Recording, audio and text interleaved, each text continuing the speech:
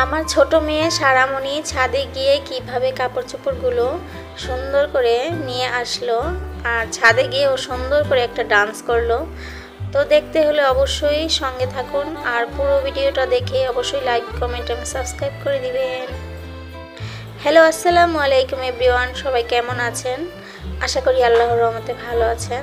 তো এটা হচ্ছে আমার ছোট মেয়ে সারামণি, আর আমি আসলে দুপুরবেলা কিছু জামা কাপড় ধুয়ে ছাদে রোদ দিয়ে এসেছিলাম। তো তারপর আসলে বৃষ্টি এসেছিল, আবার আসলে এগুলোকে ঘরে নিয়ে তারপরে আমি কিন্তু পরে আবার বাহিরে বের করে রোদ দিয়েছি। তো যাই হোক, এখন হচ্ছে সন্ধ্যা হয়ে যাচ্ছে, আর আমার এই সারামণি বলছে যে আম্মু আমিও তোমার সাথে ছাদে যাব।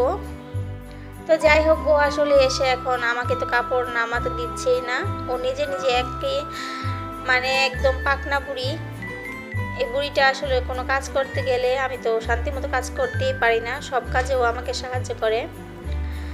তারপরেই তো দেখতেই পাচ্ছেন, ও কিন্তু সুন্দর করে জামা কাপড়গুলোকে মানে একটা একটা করে বালতির মধ্যে রাখছে।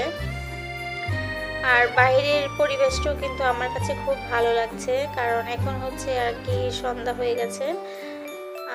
এই অবস্থায় কিন্তু আকাশটা আসলে খুব ভালো লাগে।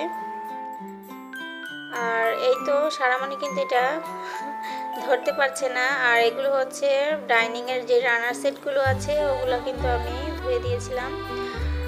তো বৃষ্টির কারণে কিন্তু আসলে একেবারে মানে শুকাতে পারিনি, এখনও হালকা হালকা ভিজা আছে, এগুলো যেহেতু ভারী। তো যাই হোক, এখন সব কাজ শেষ। এখন সারামণিকে বললাম যে চলো নিচে যাই। এখন সে বলতেছে যে না, আমি একটু ডান্স করব।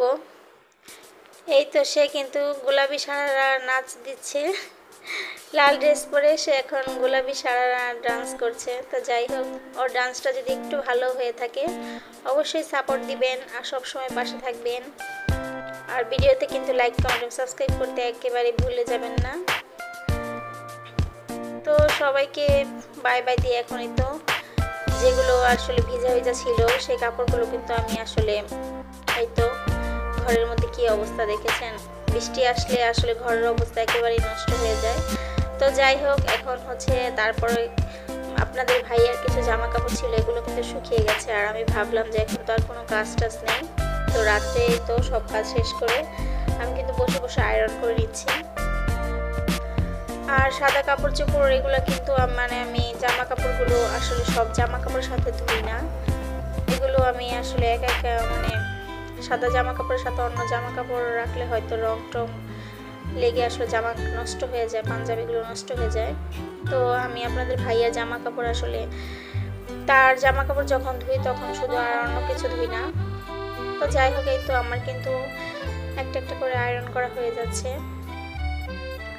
তো ভিডিওটা ভালো লাগলে অবশ্যই পাশে থাকবেন। আর এই তো জামা কাপড়গুলো কিন্তু সুন্দর, এখন আমি রেখে দেব। তো আজকের জন্য এই পর্যন্তই। সবাই ভালো থাকবেন, সুস্থ থাকবেন। আল্লাহ হাফেজ।